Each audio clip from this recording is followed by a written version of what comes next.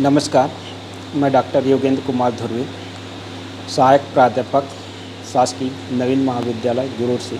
आइए मैं आपको बीए द्वितीय वर्ष प्रश्न पत्र प्रथम पाश्चात्य विषय पाश्चात्य राजनीतिक चिंतन इकाई प्रथम से अरस्तु का दास प्रथा संबंधी सिद्धांत पर अपना लेक्चर देने जा रहा हूँ, जिसमें हम आज अरस्तु के दासता का सिद्धांत का अर्थ, दासता का औचित्य, दासता का प्रकार और दासता की आलोचना पर चर्चा करेंगे।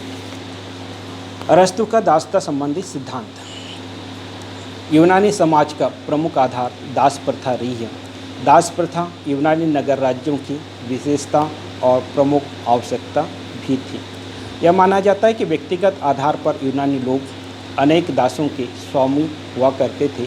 वे इन दासों की सहायता से ही अपने जीवन की मूलभूत आवश्यकताओं की पूर्ति करते रहे हैं, जिसमें प्रमुख रूप से भोजन,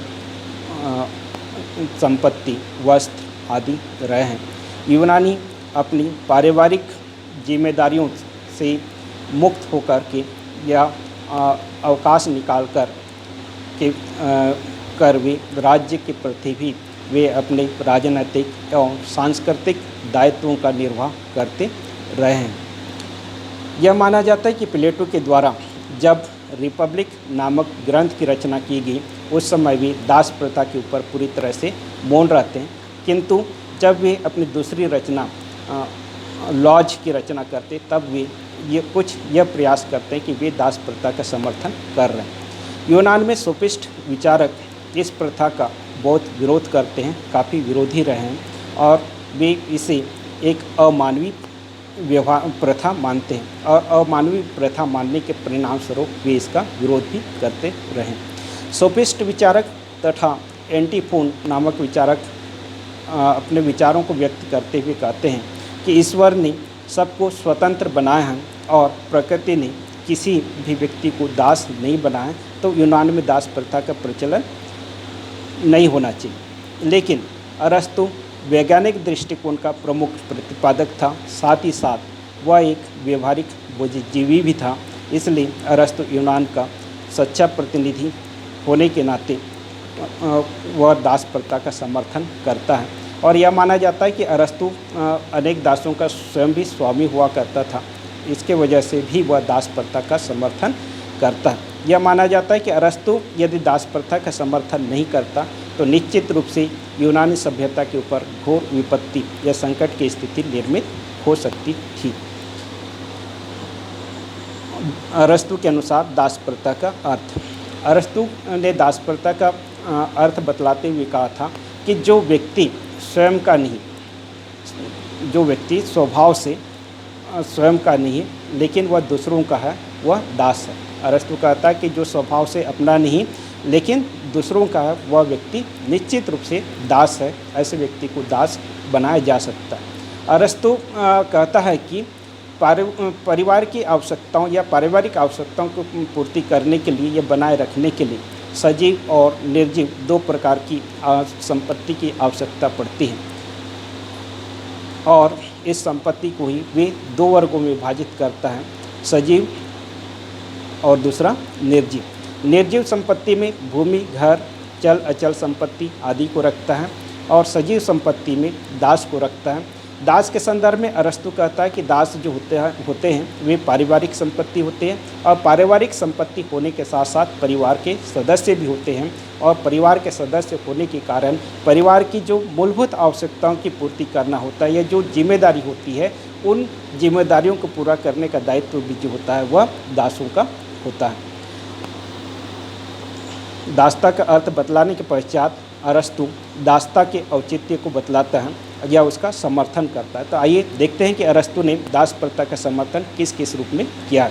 पहला, दासता प्राकृतिक है। अरस्तु मानता है कि दास प्रथा जो होती है वो प्राकृतिक होती है और यह प्रकृति में सभी तरफ दृष्टिगोचर होती, सभी तरफ देखने में आती है।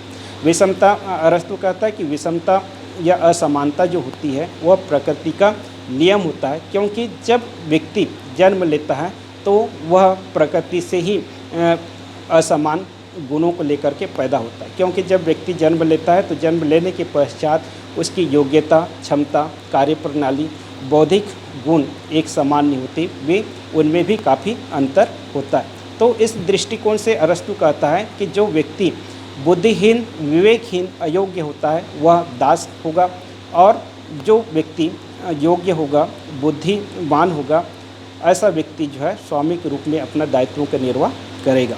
अरस्तु मानता है कि जो जन्म से ही बुद्धिहीन या विवेकहीन होता है वह दास के रूप में अपने दायित्वों का निर्वाह करता है, और वह जन्म से ही दास होता है। लेकिन जो व्यक्ति जन्म से ही बुद्धिमान, योग्य होता है वह स्वामी होता है, और स्वामी भी जो होता है वह जन्म से ही स्वामी होता है। तो दासता को जो है वह प्राकृतिक मानते हैं, और इस रूप में दास प्रथा का भी समर्थन करते हैं। दूसरा तर्क देते हुए कहते हैं कि दास प्रथा दोनों पक्षों के लिए उपयोगी है। अरस्तु कहता है कि दास प्रथा जो होती है वह स्वामी और दास दोनों के लिए उपयोगी होती है।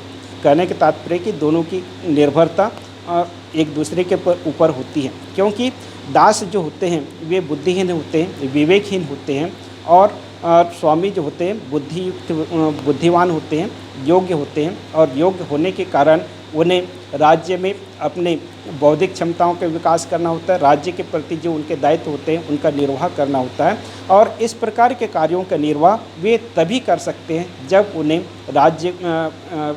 राज्य में अवकाश प्राप्त हो, अपने जिम्मेदारियों से मुक्ति प्राप्त हो।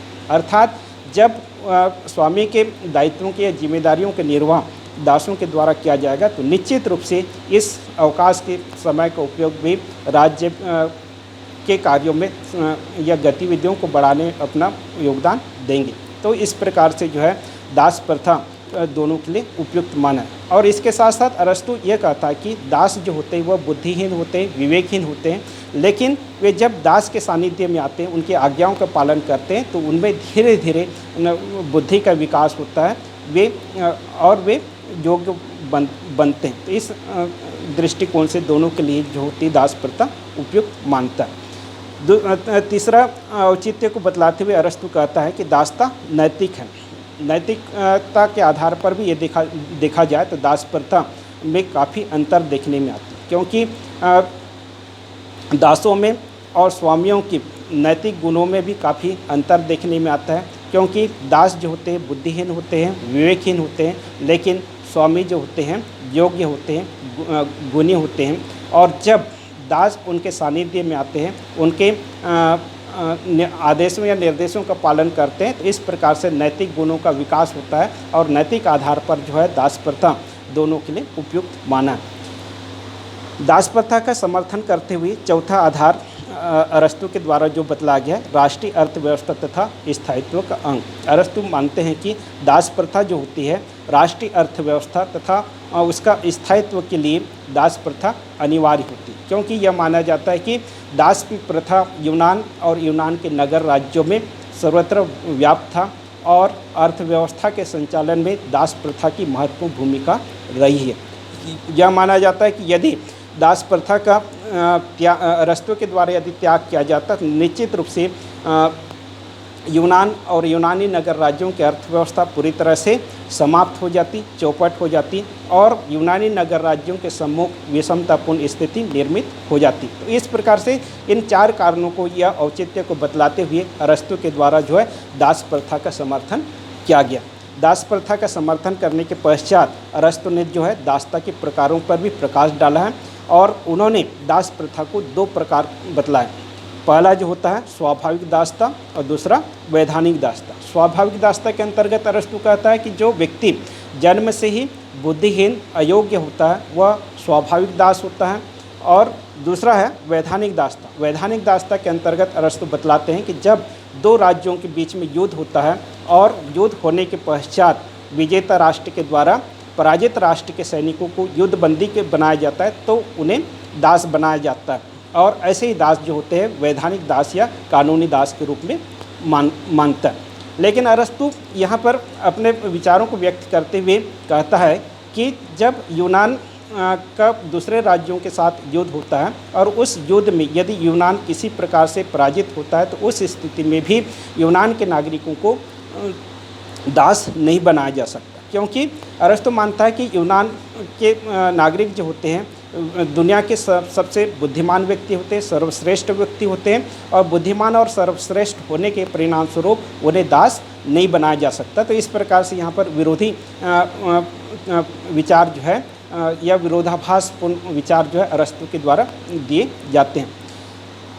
दास प्रथा के प्रकारों के ऊपर प्रकाश डालने के पश्चात दास प्रथा के बारे में अरस्तु का मानवीय पक्ष, अरस्तु ने जो है प्रकारों को बतलाने के साथ साथ दास प्रथा के मानवीय पक्ष के ऊपर भी अपने विचारों को व्यक्त करता है और कहता है, पहला मानवीय पक्ष है दास प्रथा जो होती है वह प्राकृतिक होती है, वंशानुगत नहीं होती।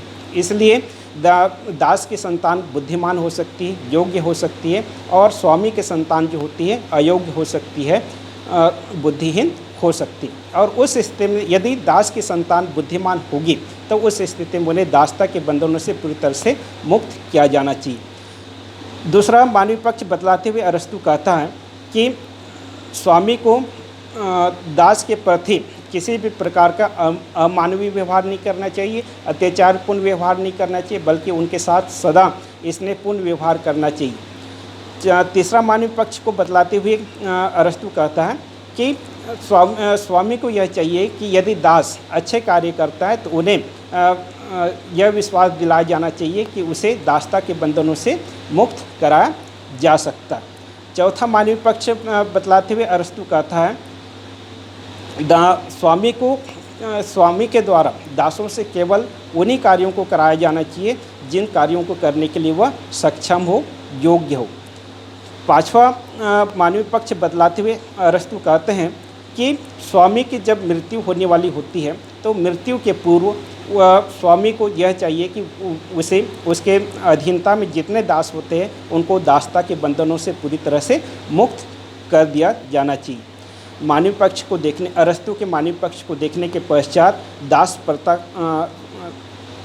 की आलोचना या दासता की आलोचना, अरस्तु के द्वारा जो दास प्रथा संबंधी सिद्धांत प्रतिपादित किया गया है विचारकों के द्वारा उस सिद्धांत की आलोचना की गई है और आलोचना के इसमें पर्याप्त आधार भी देखे गए हैं।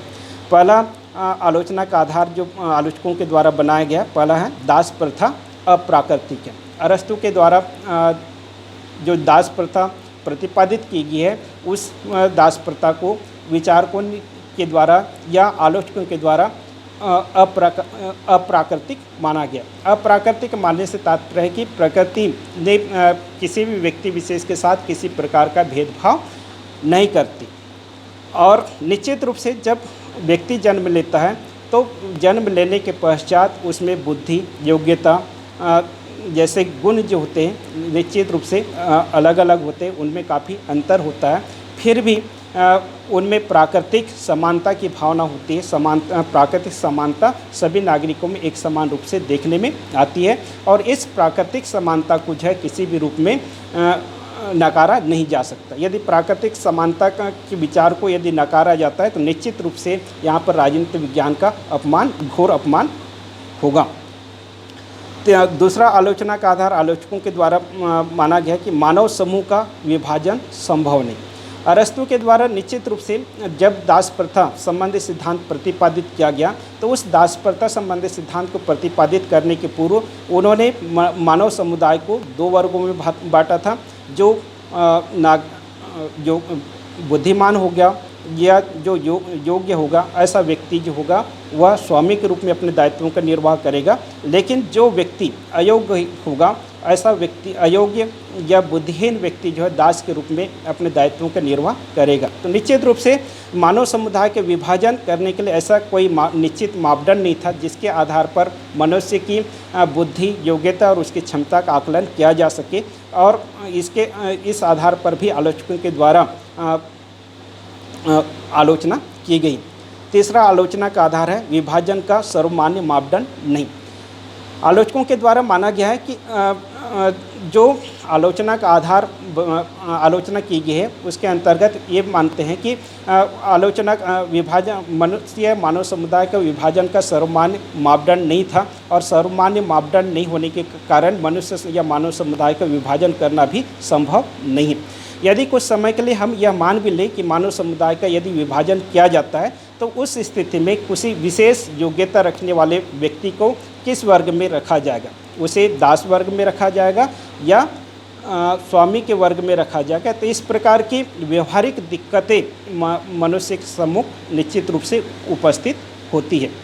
और अरस्तु के द्वारा एक विरोधाभासी विचार देते हुए यह कहा गया है कि प्रकृति ने जो होता है स्वस्थ शरीर और कमज़ोर मस्तिष्क जो होता है वह केवल दासों को देता है, और इसी के साथ साथ स्वामी को कमज़ोर शरीर और मजबूत मस्तिष्क स्वामी को प्रदान करता है। तो इस प्रकार के विरोधाभासी विचार भी अरस्तु के द्वारा दिया गया है, जिसके कारण से आलोचकों के द्वारा इस सिद्धांत की आलोचना की जाती है।